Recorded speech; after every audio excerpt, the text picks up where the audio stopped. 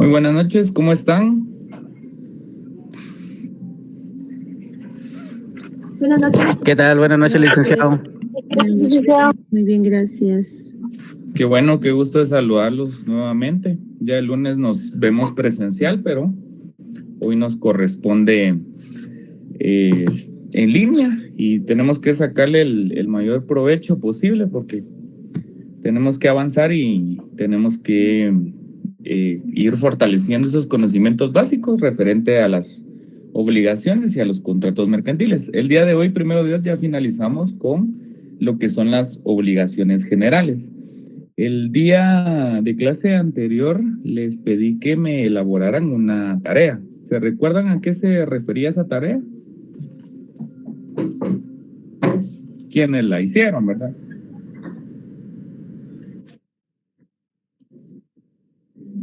Ah, muy bien. Eso significa que sí están atentos con esa situación. Lo de la vía directa, es cierto que les había pedido eso. Esto, no sé si lo lograron investigar, si tienen algún comentario al respecto.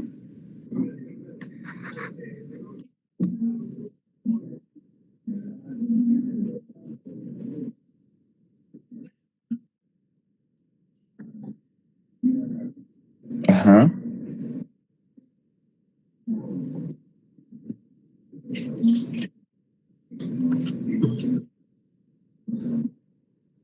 Ajá.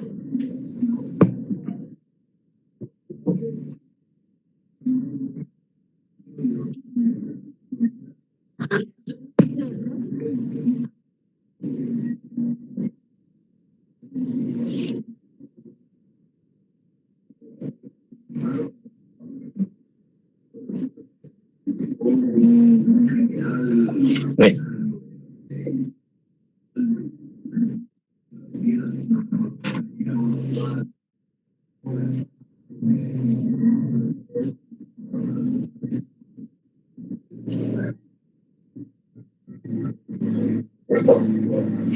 Excelente. Sí, pues precisamente eso es lo que me interesaba, que ustedes pudieran determinar con los contenidos que ustedes ya abordaron. Entonces, ¿cuál es el punto medular de esta investigación? No tanto que entremos a analizar cuál es el procedimiento de la vía directa, de la vía de regreso, sino que sepamos establecer cuándo vamos a aplicar ese procedimiento, cuándo vamos a accionar a través de esa vía y cuándo lo vamos a ver o lo vamos a aplicar a través del juicio sumario. Entonces, cuando se trate o corresponda a la exigencia de cumplimiento de títulos de crédito o títulos valor, como los denomina la doctrina, vamos a aplicar este juicio ejecutivo. Este juicio, como bien lo mencionaba Silvia, el famoso vía directa y la vía de regreso. Eso ya va a tener, digamos, una diferenciación en cuanto a las personas que aparezcan en un título de crédito, es decir, por quienes haya circulado ese título de crédito para exigir el cumplimiento.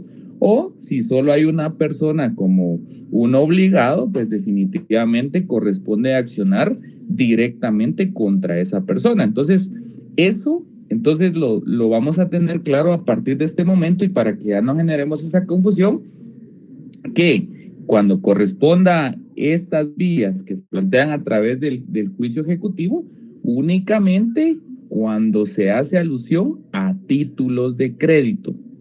Entonces, ¿y dónde se encuentran regulados los títulos de crédito? En el Código de Comercio, les pregunto, ¿en qué libro? Tercero, licenciado. En el libro tercero. Entonces, en ese libro tercero, ahí vamos a encontrar todos los títulos de crédito y al final de el contenido de ese libro, pues también vamos a encontrar esta estipulación que hace referencia a la investigación que les dejé. Y entonces, eso significa que cuando estemos frente a un contrato o una obligación mercantil y de ella se desprenda un incumplimiento o una inobservancia, ahí lo que se va a aplicar, según el artículo 1039, es la vía sumaria, es decir, el juicio sumario. Y en este caso, como no hay una tramitación específica del juicio sumario dentro del Código de Comercio, por supletoriedad, entonces nos vamos a lo que establece el Código Procesal Civil y Mercantil, pero no es porque vaya, en este caso, a cubrir una falta de conceptos o una falta de contenidos en el ramo del derecho mercantil, sino que aquí lo único que está haciendo es remitiéndonos a una vía legal para hacer efectivo o para exigir el cumplimiento de una obligación o de un contrato. Hablamos ese día inclusive que en la práctica lo que se da es que cuando hay una situación de incumplimiento se trata de resolver en un primer término a través de la vía amistosa. Si mediante la vía amistosa no se puede resolver este aspecto, pues ya buscamos una forma legal de, digamos, aliviar o superar esta controversia. Por lo regular, en el derecho mercantil, lo que es más útil para los contratantes es el arbitraje. ¿Y por qué el arbitraje? Porque si lo comparamos con la justicia que nos presta el organismo judicial, que si bien es cierto, en su lema o dentro de su visión tiene que es una justicia pronta y cumplida, todos sabemos que el diligenciar un expediente en un órgano jurisdiccional lleva bastante tiempo. Hay demasiada mora judicial y esto derivado de que ya no hay hay demasiada demanda de justicia y realmente los juzgados no se dan abasto. Entonces, ¿qué es lo que buscan los comerciantes? Es la forma más ágil, porque nos remitimos nuevamente a los principios del derecho mercantil y hay uno que establece o busca esa agilización en temas de controversia, en temas de problemas mercantiles. Entonces, por esa razón es que si lo vemos de la forma práctica, no tanto de lo que establece directamente el artículo 1039, sino que cómo se desarrolla en la práctica, vamos a encontrar que esos pasos que yo les acabo de mencionar son los más recurrentes. Por supuesto, puede haber otro abogado que les pueda decir, mire, yo considero que están estas otras alternativas, pues se respeta la forma de pensar, pero en mi criterio y en mi experiencia les puedo decir que estos tres pasos son los que uno tiene que tratar de buscar y la vía a seguir para exigir el cumplimiento. Entonces, estamos claros entonces cuando sí aplicamos el artículo 1039 y cuando aplicamos lo referente a la vía directa y a la vía de regreso a través del juicio ejecutivo. Entonces, sí hay una diferencia. Inclusive, les puedo decir que el juicio ejecutivo, dentro de su cumplimiento o para su inicio, pues tiene ciertos requisitos y ciertos documentos que me permiten iniciar ese juicio. Emerson, por favor. Licenciado, cuando dice juicio ejecutivo se está refiriendo al juicio sumario, ¿no? No. Aparte es el juicio ejecutivo y aparte es el sumario. Recordémonos que dentro del Código Civil encontramos juicios de conocimiento y juicios ejecutivos y ejecuciones especiales. ¿Se recuerdan de eso? Sí, licenciado. Sí, entonces, cuando hablamos de juicios de conocimiento, estamos haciendo referencia al juicio ordinario, al juicio oral, al juicio sumario. A eso nos referimos cuando hablamos de juicios de conocimiento. Y cuando hacemos referencia a los juicios de ejecución, entonces tenemos el ejecutivo en la vía de apremio y ejecuciones especiales. Entonces, el juicio sumario, como les digo, si no mal recuerdo, está en el artículo alguien que lo pudiera verificar en el Código de Procesal Civil y Mercantil. Bueno, si no, pues lo buscamos después, pero está de cabal en el 320, bueno, el 327 creo que está, o el ejecutivo está ahí. El ejecutivo, es en el 327. Ok, en el 327 está el ejecutivo, bueno, y el juicio sumario. 229, Elic. Ok, entonces, si en algún momento nos piden el fundamento legal, nosotros de esta normativa del derecho mercantil, entonces señalamos que, por ejemplo, si estamos en el caso de la vía directa y la vía de regreso, entonces, donde se encuentra regulado estas figuras, entonces ahí nosotros vamos a poner encimita esa anotación que nos refiera al artículo. Entonces, si estamos hablando de los títulos de exigencia de títulos de crédito, ¿a cuál nos vamos? ¿Al ejecutivo o al sumario? Ya le entendí, el ejecutivo, porque se está requiriendo se está exigiendo un derecho. Exacto, entonces nos vamos al ejecutivo. Entonces ahí ustedes lo colocan ese artículo donde lo refiere a ese fundamento legal del ejecutivo. Ahí, por supuesto, lo único que va a hacer esa anotación es decirnos, cuando vayamos a hacer efectiva esta acción, nosotros nos ubicamos en este artículo dentro del Código Procesal Civil y Mercantil. Ahora bien, eso solo es el traslado. Después, la tramitación y el desarrollo del proceso ya se tiene que ajustar a las normas de cada proceso. En este caso, al ejecutivo, o en su caso, al ejecutivo en vía de apremio. Bueno, perfecto. Ahora bien, como estamos hablando ahora de contratos y obligaciones mercantiles, ahí entonces en el 1039, donde me refiere al juicio sumario, entonces, ¿qué anotación voy a hacer ahí? Entonces ahí voy a anotar el artículo del Código Procesal Civil y Mercantil donde se establece el juicio sumario y los asuntos que se tramitan en esa vía.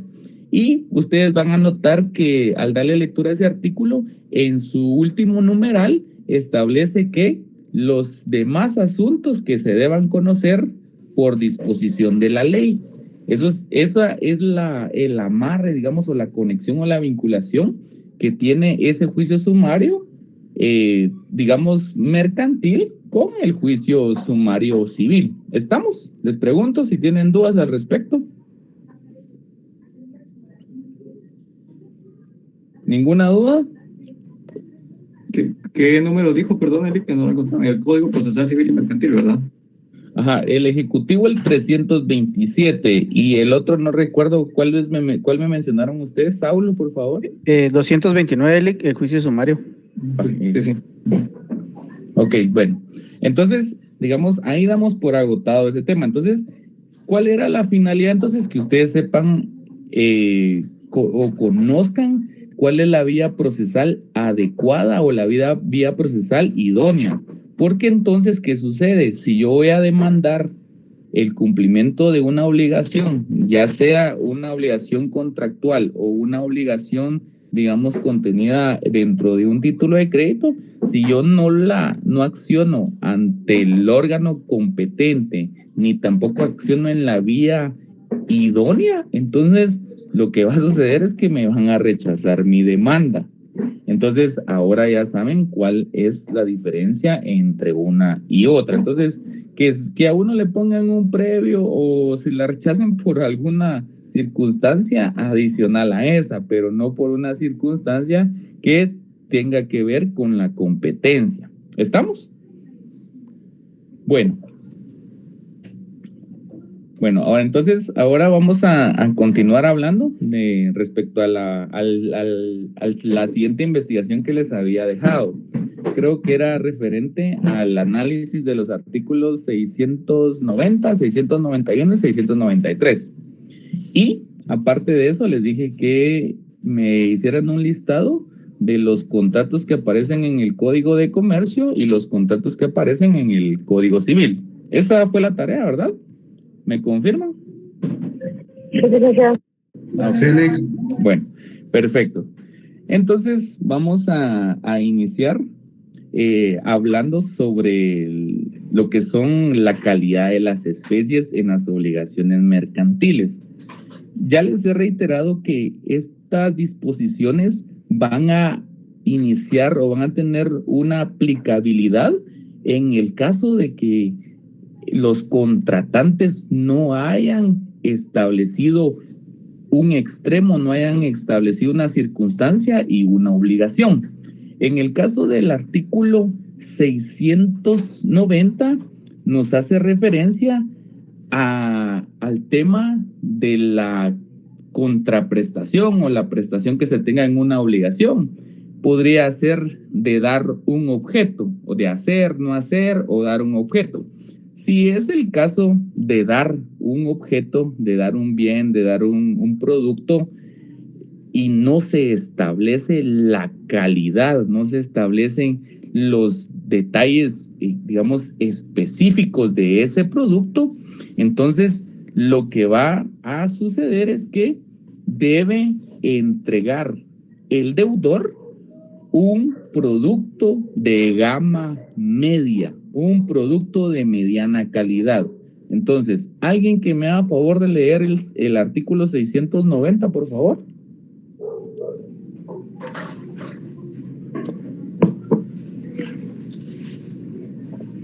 Del Código de Comercio. Calidad de mercaderías. 690. Ahorita lo va a leer Britney y después Fidelina, si me hace favor.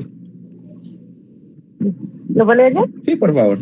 El otro me va a apoyar ella. Bueno, artículo 690, calidad de mercaderías.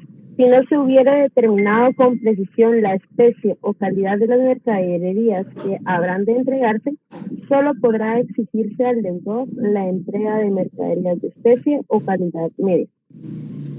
Ok, excelente. Entonces, creo que ese artículo no tiene mayor complicación y por eso me interesaba que ustedes lo investigaran por su cuenta, porque no tiene mayor profundidad, no tiene mayor aspecto y es muy difícil que uno contratando o uno asesorando a los contratantes no defina una calidad, no defina un producto.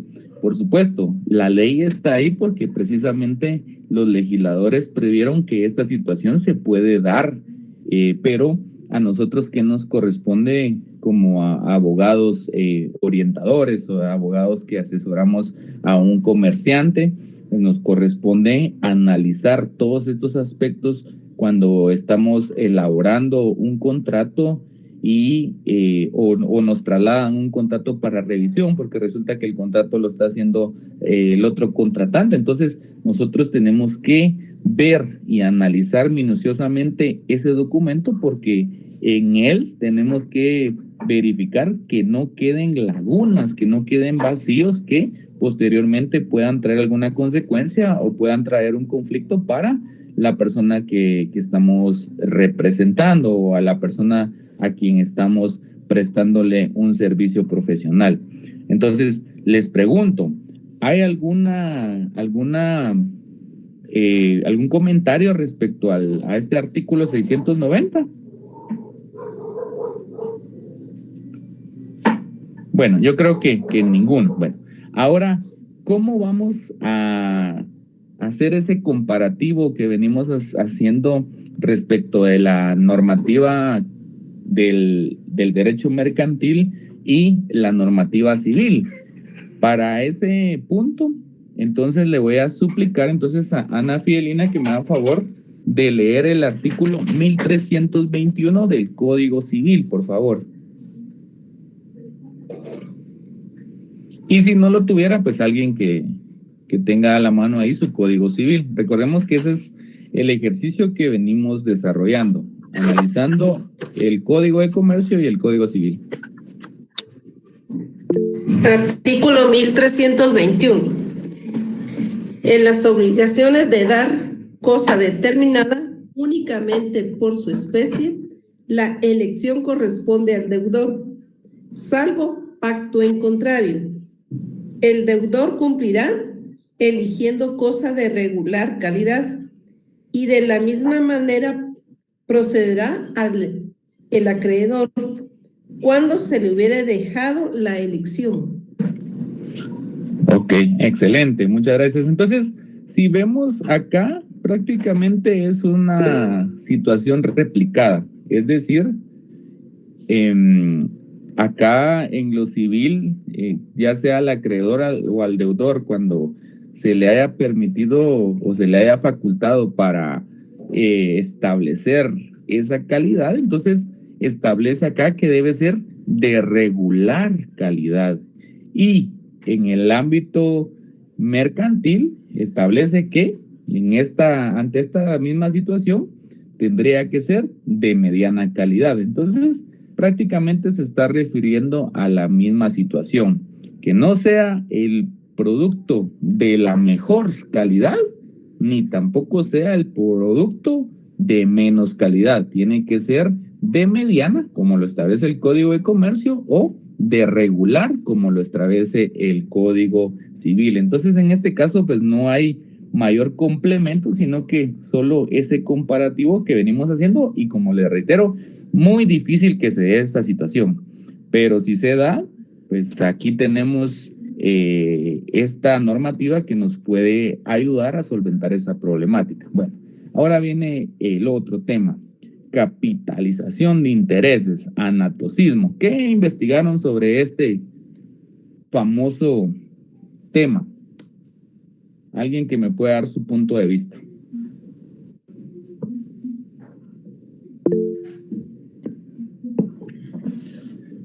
Por favor, Hansi. Licenciado, buenas tardes, compañeros. Yo lo que investigué es que en principio los intereses no producen nuevos intereses. Esto quiere decir que los intereses que se deben por un capital no generan a su vez intereses a menos que se haya pacto expreso de las partes. Exactamente. Ese es el anaisticismo. Esa es una regla general de la cuestión de los intereses, ¿verdad? Excelente. Bueno, perfecto. Pues precisamente eso es lo que tratamos de que ustedes puedan también generar ese interés por investigar y profundizar un poco más sobre los temas. Dairin, por favor. Hola, Lick, buenas noches, Hola. noches, compañeros. Yo también aquí apunté que es una cláusula de aceleración,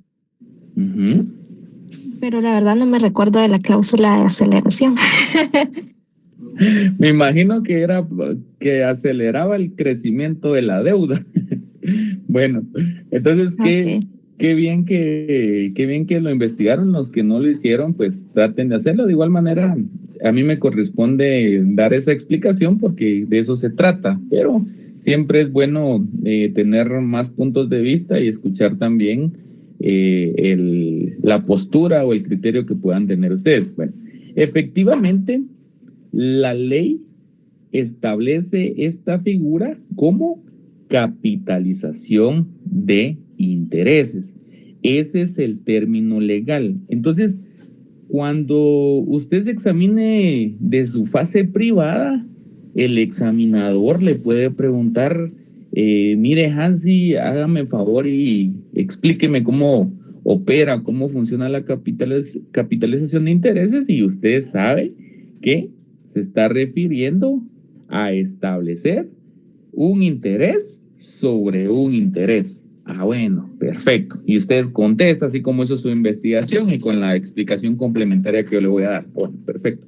¿Qué sucede? Resulta que a Dairin le pregunta el examinador, mire, Dairin, en este momento usted que está siendo evaluada en el área mercantil, necesito que me explique lo referente al anatocismo.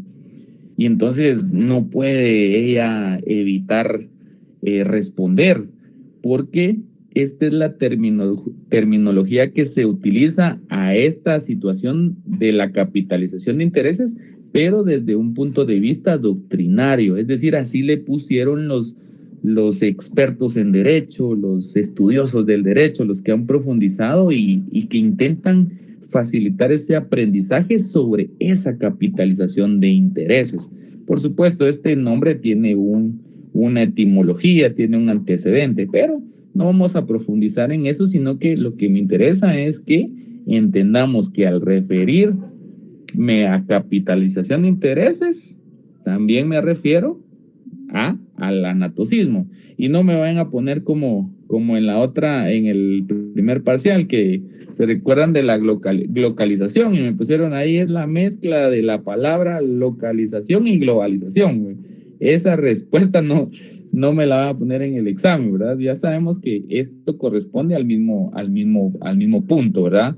A determinar o a establecer que se van a generar intereses sobre intereses. A eso se refiere esta capitalización de intereses. Bueno, entonces, ¿qué sucede? ¿Cómo lo regula el Código de Comercio? Entonces, ahora sí voy a pedir favor a alguien más que lea el artículo 691, por favor, del Código de Comercio.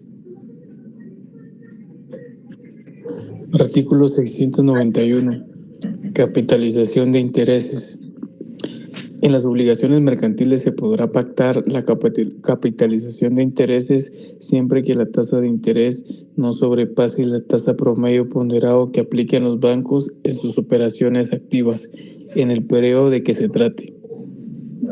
Ok, entonces, ¿qué puedo extraer de este artículo?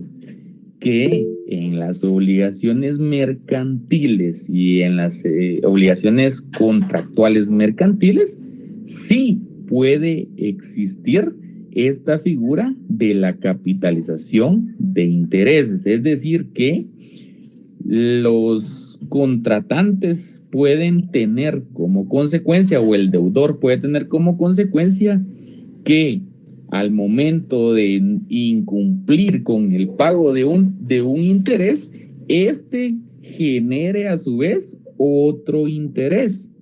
Entonces, ¿cuál es la única limitante que establece ahí? Que de conformidad con la tasa reconocida en ese día que se inician a contar esos intereses, que esté, digamos, de conformidad o no supere la tasa legal establecida, pero sí se permite en el derecho mercantil. Bueno, ahora veamos, posteriormente vamos a hacer un análisis de esto, más a profundidad. Bueno, pero necesito que me lean el artículo, alguien que me lea el artículo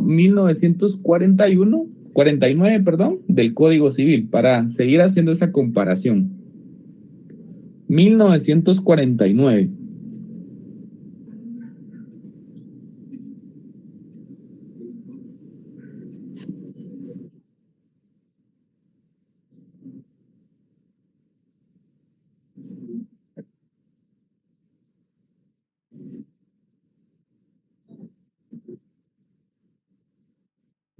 Excelente. Bueno, entonces, ¿cuál es el comparativo en este caso? ¿O qué es lo que ustedes deben responder? Entonces, bueno, es el IC en este caso, las tarjetas de crédito. Vamos a ver qué puso. Caso de las tarjetas de crédito, cuando alguien deja de pagar su cuota en la fecha establecida, cuando se va a cancelar, ya le creció la deuda. Bueno, sí, precisamente, bueno. Eso es el siguiente punto que vamos a abordar. Bueno, entonces, pero digamos la norma general en cuanto a esta figura del anatocismo me indica que en el derecho mercantil o en el Código de Comercio de Guatemala sí se permite y sí se autoriza la capitalización de intereses.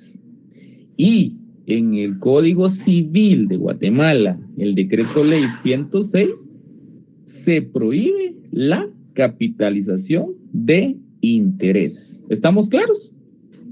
Entonces, por un lado, el derecho mercantil sí me permite que se pueda generar ese cobro de un interés sobre otro interés, y en el otro extremo, o por otra parte, el Código Civil me indica taxativamente y expresamente que no se pueden capitalizar los intereses.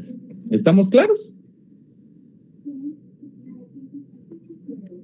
A menos que sean relacionados a la banca, ¿verdad?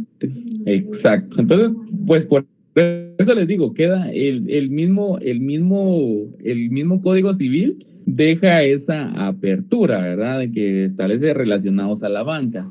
Y la banca, recordemos que es una actividad comercial. Todo lo que es la banca, seguros y fianzas corresponde al ámbito mercantil. ¿Por qué? Pero ¿por qué dice eso? Porque recordemos que los bancos son entidades financieras que están constituidas como sociedades mercantiles especiales. Entonces, ahí está la diferencia. Bueno, pero ¿cuál es el punto? Entonces, retomando o fortaleciendo este punto, en lo civil se prohíbe expresamente y me deja ahí una puertecita hablando del tema bancario, que sí se puede, pero para las obligaciones civiles no, prohibido, no procede, no es permitido. Bueno, y en el ámbito mercantil o en el ámbito comercial sí se permite la capitalización de intereses. Bueno, perfecto. Entonces, viene alguien y, bueno, antes de que toque el tema, ¿queda claro ese punto? Licenciado, un mejor ejemplo de esa capitalización de intereses sería de las cuentas de ahorro.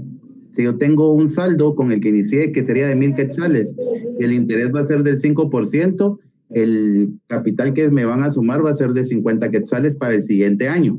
Y luego me va a hacer la nueva capitalización de intereses sobre el saldo que ya tengo del primer año. Exacto.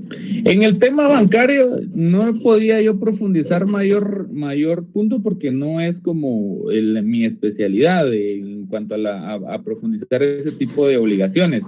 Pero, como les digo, si se desarrollan estas actividades donde ustedes ven un incremento, es porque existe, digamos, esta normativa que me permite hacer ese incremento o permitir que se digamos se aumente, digamos, pero es de conformidad con esta normativa. Bueno, ahora bien, lo que me interesa es que tengamos en consideración que el año pasado se emitió una ley de tarjetas de crédito y creo que acá los que trabajan en los bancos o en estas entidades financieras seguramente van a tener más conocimiento que algunos de nosotros porque no estamos en el tema bancario y es un tema bien especial. El tema bancario es un mundo, el tema bursátil es un mundo dentro del derecho y no muchos tienen esos conocimientos para poder introducirse en toda la temática, pero creo que si no todos tenemos esos conocimientos, pues tratamos de tener las generalidades y conocer los aspectos básicos.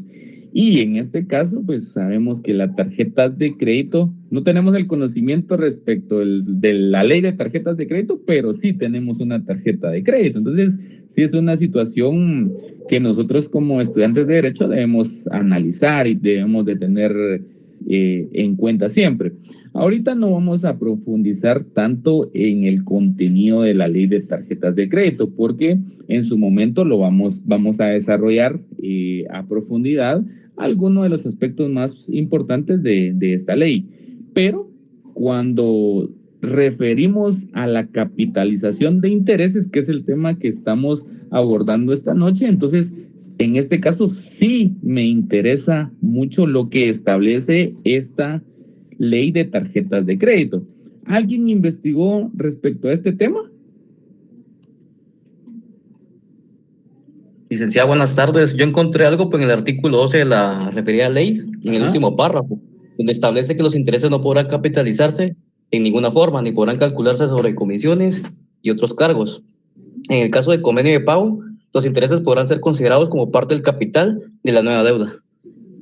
Excelente. Bueno, entonces, prácticamente en esta ley, si bien es cierto, me establece que es prohibida la capitalización de intereses, y eso lo pueden encontrar en el artículo 12, en el 14 y en el 15 de esta ley de tarjetas de crédito. Ahí van a encontrar ustedes que se hace alusión a esta capitalización de intereses, que es prohibida. Bueno, Entonces, ¿qué sucede en este caso? ¿Por qué surge esa normativa? Porque sabemos nosotros que el derecho siempre va a funcionar o va a ir evolucionando en atención a la evolución o el cambio que tenga la sociedad, o alguna problemática o algún fenómeno que se esté dando en la sociedad. En este caso, en el tema de tarjetas de crédito, pues en su oportunidad, pues fue una gran innovación en Guatemala y definitivamente era un instrumento muy útil para poder hacer ciertas gestiones y adquirir ciertas obligaciones. Sin embargo, pues no se tuvo cuidado respecto a la educación financiera que puedan tener los tarjetavientes, ni el tarjetaviente tampoco hizo por profundizar más en el tema, y pues con la tarjeta de crédito pues la utilizaba hasta que llegaba a su límite, y así se adquirieron deudas que eran de una dimensión casi que impagable. Y sabemos nosotros que en esos contratos pues se establecían muchísimos términos, muchísimas condiciones que la mayoría de nosotros no le damos lectura. Entonces se activaba prácticamente esa obligación y el banco, como es su finalidad, y volvemos siempre a lo importante de los principios, que el fin de lucro siempre va a estar de manifiesto, y en este caso de las entidades bancarias pues lo tienen bien claro, y cada segundo, cada minuto y cada día pues lo ponen en práctica. Entonces, ¿qué pasaba? Las personas incumplían en los pagos, y entonces de esa cuenta se generaba una mora, la mora generaba un interés, y entonces le condicionaban al tarjetaviente que pagara ese interés, que pagara ese atraso, y cuando no lo pagaba se capitalizaba ese interés, es decir, se iba acrecentando esa deuda, esa obligación. Entonces, al ser esto un problema dentro de la sociedad guatemalteca, entonces vienen los diputados del Congreso de la República, y pues algunos en específico, que presentan esa iniciativa de ley, y lo que pretenden es de que exista un límite para las entidades bancarias para no excederse en ese cobro y realmente cobrar esa deuda, pero de una manera justa y no sobredimensionada. Pues, en ese sentido se emite esa famosa ley de tarjetas de crédito que, como les reitero, debemos de conocerla, o por lo menos las generalidades. Nosotros, primeramente, no solo por ser abogados y notarios, ustedes que van a ser próximamente abogados y notarios, sino que por tener el producto. La mayoría de los que están aquí tienen una tarjeta de crédito, o por lo menos una de débito. Entonces, sí debemos de conocer esta regulación. Bueno, entonces, ¿qué pasa para no darle tanta vuelta a ese asunto? Viene entonces y se emite esta ley. Dentro de esa ley están las disposiciones que acaba de mencionar Jeffrey. Entonces, Jeffrey dice, bueno, sí, fíjese que en el artículo 12, en su último párrafo, establece que está prohibida la capitalización de intereses. Bueno, perfecto. Entonces, ¿eso en dónde funciona? Esa prohibición, ¿en dónde funciona? ¿Dónde opera? Pues nos podemos ir por la trampa de decir, bueno, Lick, entonces, al establecerse esto acá, significa que en el ámbito mercantil o en los contratos mercantiles ya no puede operar la capitalización de intereses, ya no puede operar el famoso anatocismo. Pero ojo, acá se prohíbe esta capitalización para un tema en específico. ¿Cuántos contratos encontraron ustedes en el Código de Comercio? Les pregunto, ¿cuántos contratos encontraron ustedes?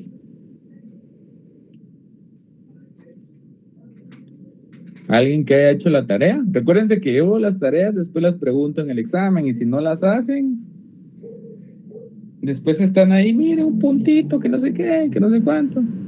Entonces, yo encontré 2. ¿Cuántos encontró? 12.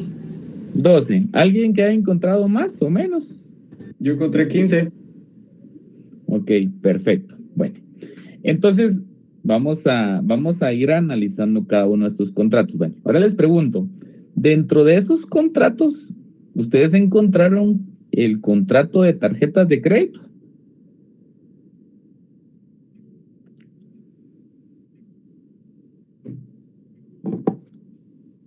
Yo no. ¿No? No. ¿Alguien que lo haya encontrado? O que tenga que ver con las tarjetas de crédito. Contrato de crédito. Licenciado. La factura de crédito. Licenciado, podría ser el de... O sea, yo encontré el de tarjeta de crédito que está en el artículo 757. Ujú. No sé si aplica eso. ¿Qué establece ese artículo? Ahí está el...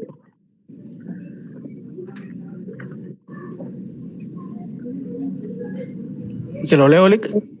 Por favor. Las tarjetas de crédito deberán ser emitidas a personas individuales o jurídicas y no serán negociables.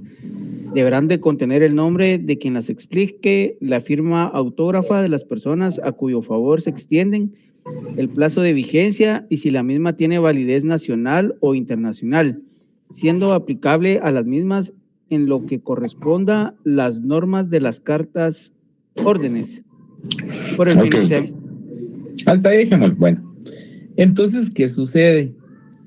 Nosotros entonces, ¿cuál es el juego que vamos a hacer ahora? ¿Cuál es la siguiente tarea? ¿Cómo existe una normativa que es nueva o que es especializada respecto de las tarjetas de crédito? A nosotros nos corresponde determinar si esta normativa sigue vigente o no sigue vigente. Entonces, ¿cuál es el ejercicio que van a hacer ustedes? Van a buscar esta ley de tarjetas de crédito y entonces en el apartado de las disposiciones generales, ustedes van a establecer si esa ley deroga o, digamos, suprime alguna normativa de el Código de Comercio. Entonces, ahí podríamos determinar nosotros. Entonces, ¿qué vamos a determinar con este ejercicio? Primero, que si hay una normativa especializada en el Código de Comercio, ver si aún está vigente y ahí podemos establecer si nuestra ley está actualizada. Luis Felipe, por favor. Sí, licenciado, estaba viendo eso en este momento y en las disposiciones transitorias y finales tiene derogatoria el artículo 62. Se deroga el artículo 757 del decreto número 270 del Congreso de la República. Código de Comercio. Excelente. Entonces, ¿qué pasa? Quienes tengan ese artículo regulado dentro de su Código de Comercio, entonces significa que para que no compren un nuevo Código de Comercio, sino que puedan utilizar el mismo, ¿qué les corresponde hacer? Les pregunto, ¿qué les corresponde hacer? Colocarle derogado. Está derogado. Exactamente. Entonces, en esa por eso les digo, este ejercicio lo tienen que hacer ustedes con cualquier normativa que se emita que tenga relación con alguna normativa que está vigente. Entonces, en este caso, ya a través de esta norma que está vigente, que fue publicada oficialmente, se deroga el artículo 757, si no estoy mal. Entonces, prácticamente ese artículo ya no tiene ninguna funcionalidad ni ningún efecto jurídico. Ahora les pregunto, Luis Felipe, usted que tiene ahí a la mano esa normativa, ¿se deroga en algún punto el artículo 691 del Código de Comercio?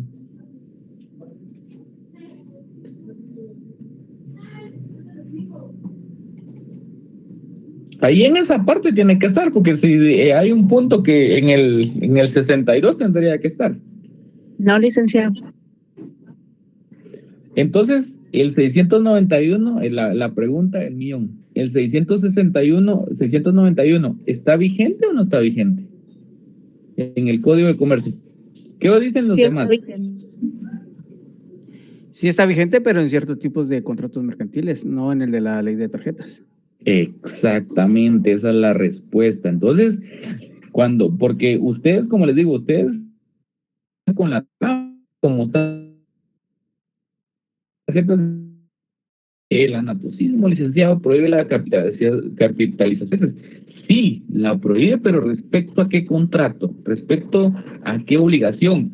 A las referentes a tarjetas de crédito. Eso significa que dentro de los demás contratos que se generen en el ámbito comercial, sí sigue teniendo vigencia y sí continúa teniendo aplicabilidad. ¿Estamos? Y eso que no analizamos la ley de tarjetas de crédito, pero este tema era fundamental. Entonces, ya saben ustedes. Por favor, Ana Fidelina. Licenciado, yo tengo una duda. Dentro de mi código de comercio sí me aparece el contrato de tarjeta de crédito. Ajá. ¿En qué artículo le aparece? Entonces, pues es que estaba buscando precisamente ese artículo, pero yo sí lo tengo aquí como un contrato de emisión y uso de tarjeta de crédito empresarial. Y fíjense que no tengo mi código. La tarjeta es específica. No tengo mi código de comercio a la mano para poder establecerles, pero entonces verifiquen, los demás verifiquen esos contratos que yo les pedí, revisen en su código a partir del artículo 669, ahí vamos a encontrar todo lo relacionado a las obligaciones y contratos mercantiles. Por lo regular todos los códigos traen un índice, pueden verificar en el índice.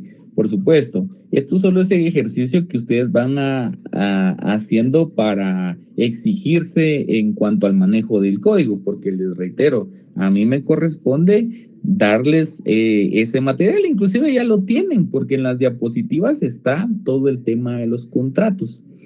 Entonces, si ustedes quieren profundizar o quieren adelantar un poquito, pueden apoyarse en las diapositivas, pero lo que me interesa es que ustedes en su código revisen en dónde están esos contratos. Ahora bien, usted me menciona, sí encontré el contrato de tarjeta de crédito. Bueno, perfecto. Ahora nos acaba de compartir Luis Felipe que hay un artículo dentro de la ley de tarjetas de crédito, el artículo 62, de donde están las disposiciones generales y transitorias, que deroga el artículo 757 del Código de Comercio. Entonces, verifique que ese artículo sí está suprimido, sí tiene una anotación en su código. Eso es lo que les corresponde hacer, Ana Fidelina.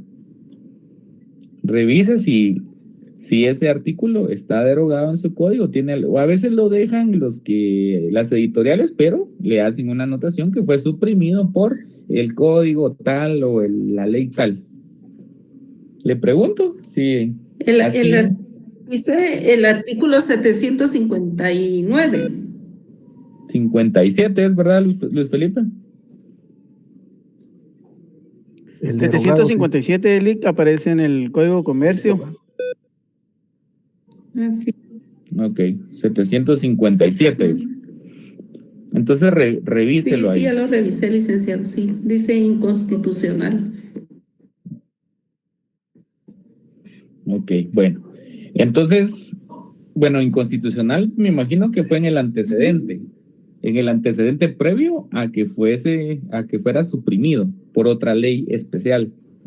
Pero era el 757 bis. Sí, dice. Ah, ok. Es el 757 bis, dice Saúl. Entonces, tenemos que tener cuidado con eso. Recordemos que el artículo a veces no se modifica una ley. Sí, derogado por el artículo 62. Ah, ok. Ahí están. Bueno, entonces, ¿estamos claros con eso?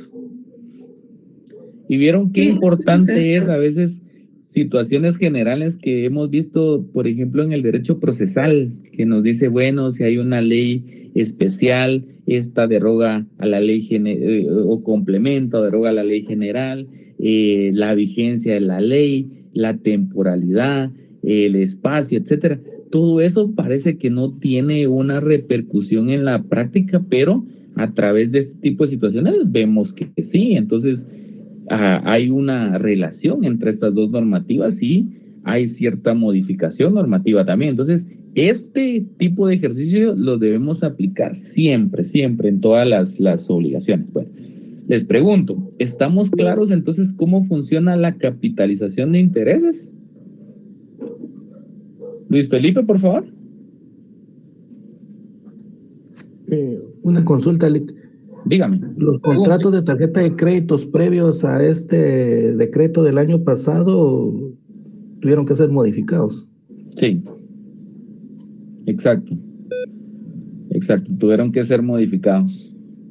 Y yo no sé si ustedes tienen alguno que tenga tarjeta de crédito que a su correo o de alguna forma las entidades bancarias tuvieron alguna comunicación con ustedes para poder redefinir esos aspectos de conformidad con esa nueva normativa. Revisen sus correos, revisen, no sé, textos, pero sí el banco tenía la obligación de comunicarse con ustedes, o el emisor de la tarjeta de crédito, porque no necesariamente tienen que ser bancos. ¿Estamos? Les pregunto. ¿Tenemos claridad con ese tema? Porque yo entiendo que sí, va. Pero, bueno, ustedes me dirán. Bueno, entonces vamos a pasar al siguiente tema. Y como, dígame, Ronnie.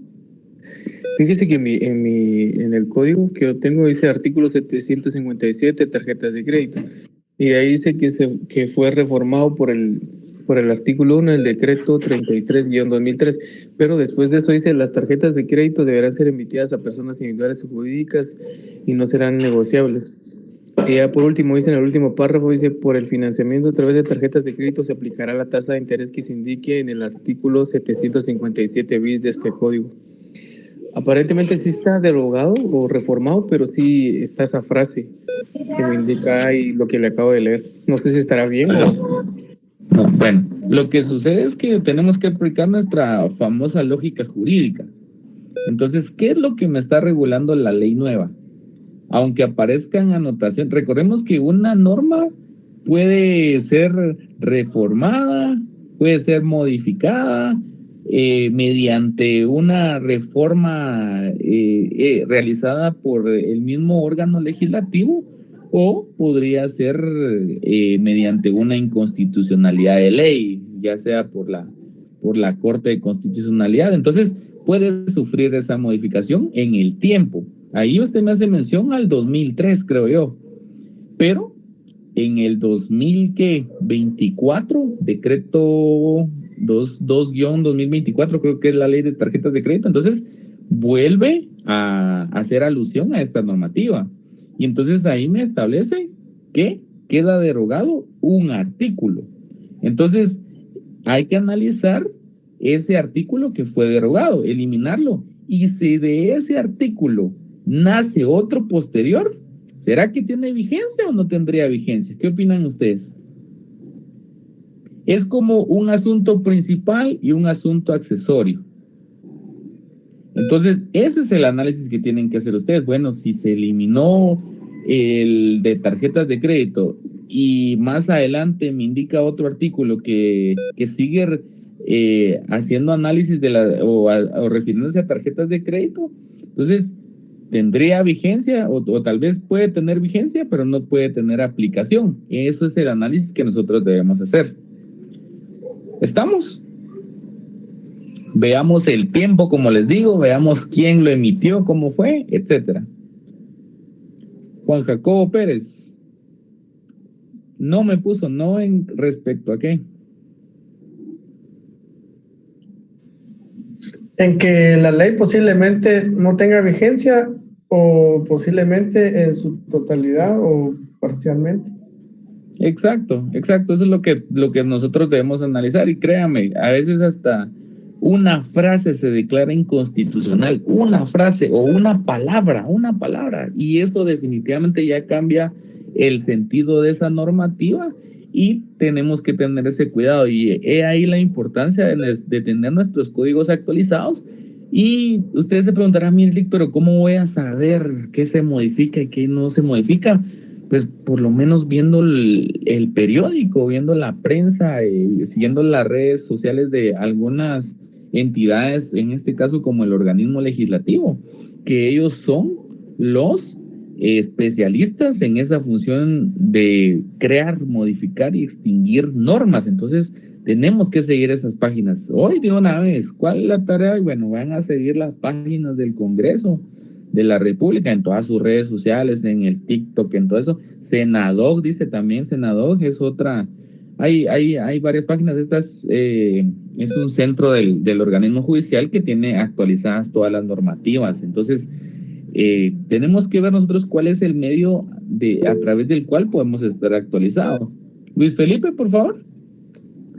Sí, licenciado, por ejemplo, la ley de competencia también derogó algunas partes de la ley de contrataciones del Estado.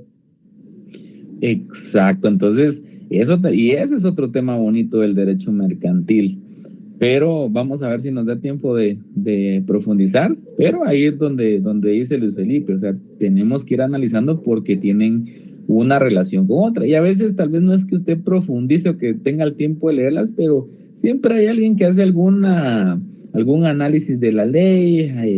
Por eso les digo, el TikTok no es solo para que ustedes estén viendo ahí cosas de recreación, de diversión, sino que pueden seguir las páginas, hay analistas, que usted comparta o no comparta lo que ellos dicen, pues usted lo va a analizar, usted va a criticar, va a reflexionar sobre lo que ellos dicen, pero sí le dan una luz respecto de la normativa nueva. Entonces, qué interesante lo que dice Luis Felipe, eso yo no lo había visto, no lo desconocía. Entonces, ahora ¿qué me corresponde a mí? Como docente, como profesional del derecho, entonces ir a investigar, porque no he leído la ley, he estado más atento con el tema de los nombramientos de los superintendentes, escuchando cuáles son sus objetivos, pero la ley no he podido analizarla con detenimiento. Entonces ahora ya me puso usted tarea a mí que voy a ir a leer esa ley. ¿Estamos?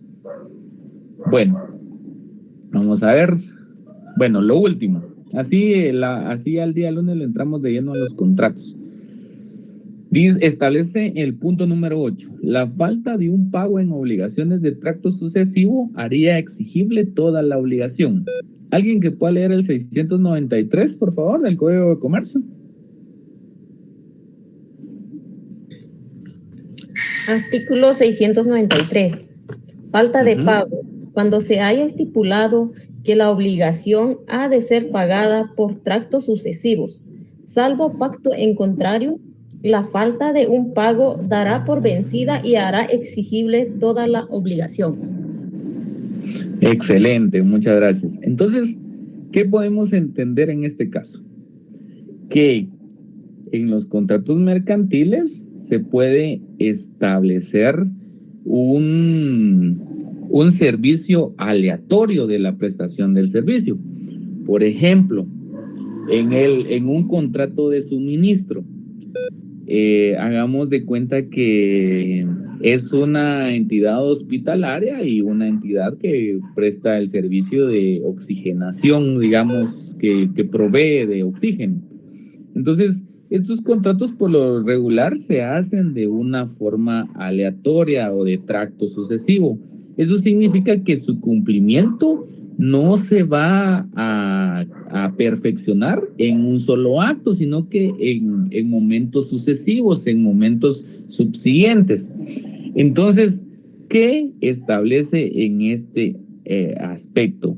Que si esta empresa que debe prestar el oxígeno a esta entidad hospitalaria incumple con la prestación, con una de las prestaciones, digamos, una parte de la obligación, prácticamente puedo exigir o puedo reclamar la obligación en su totalidad, o como ya sabemos nosotros, todos los daños y perjuicios que se generen de esa obligación, pero puedo exigir la terminación Es decir, no puedo decir, bueno, voy a esperar que incumpla 2 veces o 3 veces para que yo pueda reclamar el cumplimiento de ese contrato, pueda exigir el cumplimiento. No, tiene que suscitarse en una única oportunidad.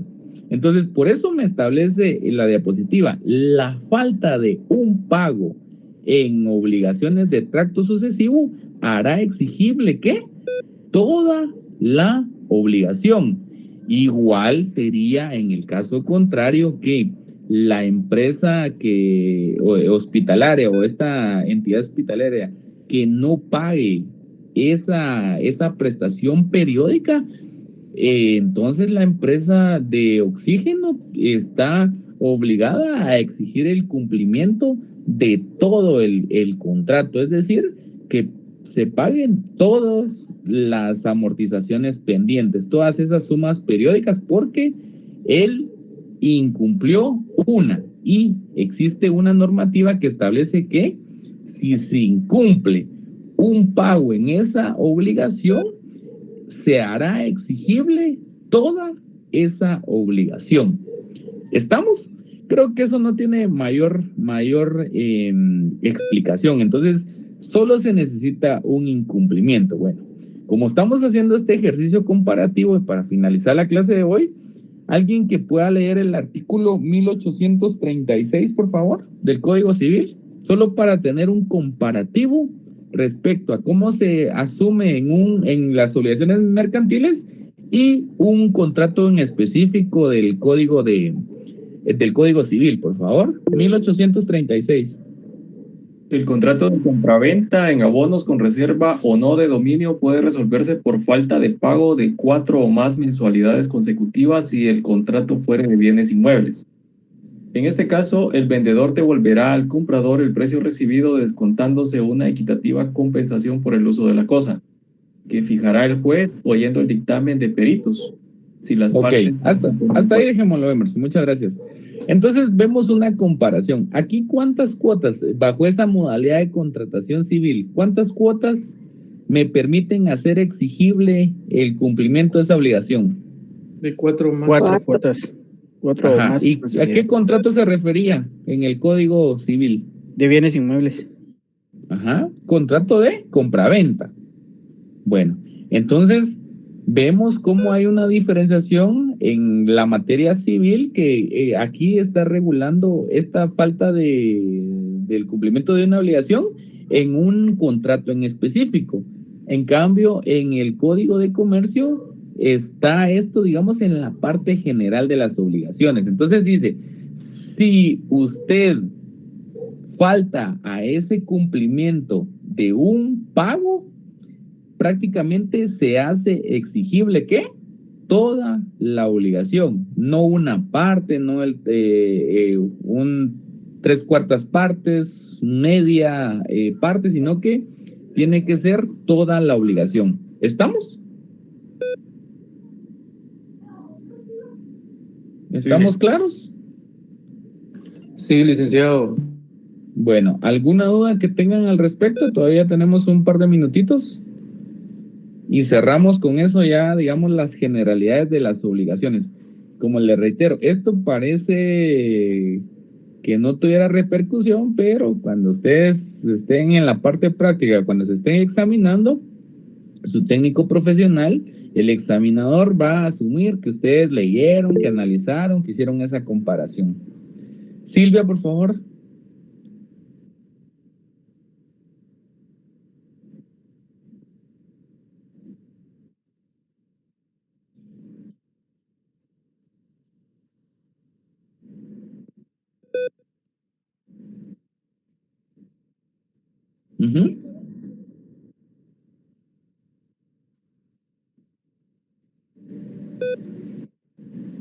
Fíjense que sí, ese no lo abordamos. No lo abordamos, considero que no es tan relevante, pero si quieren ustedes lo abordamos, pero no es un tema relevante, sino que me fui de una vez a las 6, pero usted tiene toda la razón. Los contenidos fueron previos a ese punto. Pero si quieren lo vamos a abordar en la siguiente clase, es algo sumamente sencillo. Es como les digo, siempre se va a generar esta normativa cuando no se ha establecido un punto dentro del contrato. Y vamos a abordarlo, entonces, porque sí tiene razón. Y hay veces que se confunden ustedes entre repetición y retención, que son dos derechos diferentes. Entonces, solo para que tengan claridad con eso. ¿Alguna duda adicional? Ahí me recuerda, Silvia, por favor. Una consulta más. Con esto de la falta de pago. En la parte mercantil, en el ámbito mercantil, pues la falta de un pago hace exigible toda la obligación. Pero en la parte civil, según el 1836, si son 4 o más, hace exigible la devolución de la cosa. Exacto, hasta ese punto. Es decir, pero porque está hablando de una compraventa en abonos o una compraventa, digamos, en varios pagos. Entonces, acá en lo mercantil se está refiriendo como esta norma tiene aplicación a todos los contratos. Es decir, si en alguno incumple usted, pues tiene que, desde ese momento se hace exigible toda la obligación. En cambio, allá, a modo de ejemplo, se utiliza en esa modalidad. No es una generalidad de los contratos civiles, sino que solo es un ejemplo respecto a la compraventa que se hace en abonos. Correcto. Entonces, pero ¿qué es lo que a nosotros nos interesa? Es lo mercantil, por supuesto.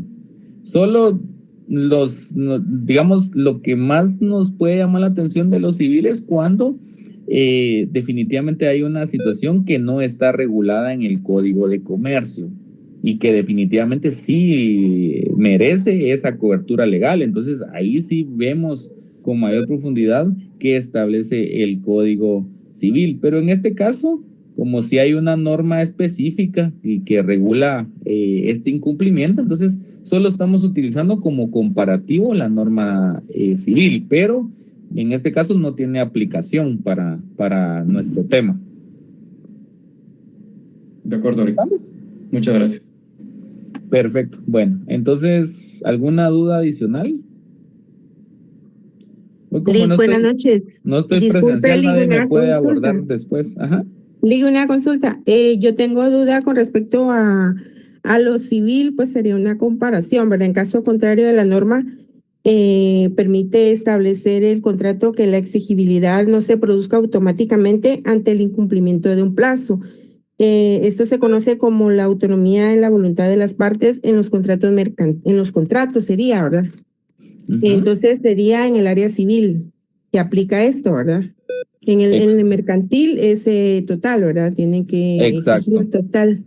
Exacto. Bueno, gracias. Ese tema también lo vamos a abordar en la siguiente clase, lo que es la libertad de contratación, la autonomía de la voluntad, el pacto entre las partes. Entonces, eso ya lo vamos a ver el lunes, pero de momento sí captó realmente lo que me interesaba, o sea, solo hacer esa comparación, pero en este caso, como les digo, no es que exista ausencia de una norma mercantil, sino que aquí me establece el Código de Comercio y de si incumple una, entonces hace exigible toda la obligación. Entonces no tengo por qué irme al Código Civil. O sea, nos fuimos en esta oportunidad solo para ver cómo se pueden apreciar esta misma figura en dos normativas, pero inclusive en el Código Civil, como les digo, es referente no a todos los contratos civiles, sino que en el tema de la compraventa. Incluso hay más ejemplos. En el caso del arrendamiento, recuerdo que son dos cuotas o 4 en el arrendamiento, digamos, en un contrato civil.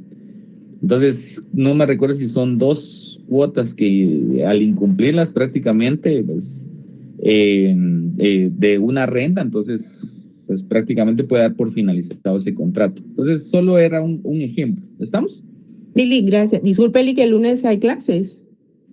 El jueves, lunes les dije, 18 ¿verdad? horas, sí. Gracias, Lick. Bueno, por ahí nos vemos trayendo la antorcha, entonces. Ok. El jueves, entonces, primero Dios. Feliz noche, Lick. Va, perfecto. Pasen feliz noche. Feliz noche.